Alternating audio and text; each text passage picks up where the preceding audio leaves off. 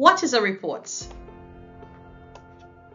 A report is a written or spoken account of something that someone has observed, heard, or investigated.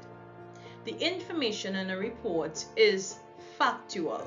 Have you ever witnessed a student being bullied or a fight at school? I am very sure that you did. What if you were questioned? What if your teacher asked you to give a verbal account to report what you saw? Then what would you say? You would definitely include the person's name, the person who is being bullied. You would include the student that is being bullied. You would include the name of the bully, probably the class that the bully is in, what the bully did, where in school this happened, among other things. What is the purpose of a report?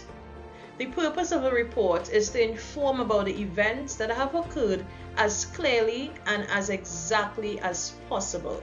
It does not contain feelings or emotions. There are different types of reports, so we're going to be looking at some simple reports on incident, accidents, trip, activities, competition, and experiments. Examples of reports and incidents could be a fight at school, it could be a fire that could happen at school or probably at your neighbor's house. Examples of reports on accidents, it could include vehicular collisions. You might have witnessed an accident on your way to school, in front of school, or while at home. Another example of a report on accident could be an injury on the playfield involving one or two students. Examples of reports and activities could be sports day, famous person visits your school, reports on trips, or a trip to the museum, or a trip to a factory. Reports on competitions would include things about cricket competition. You may write a report on a football competition, arts competition,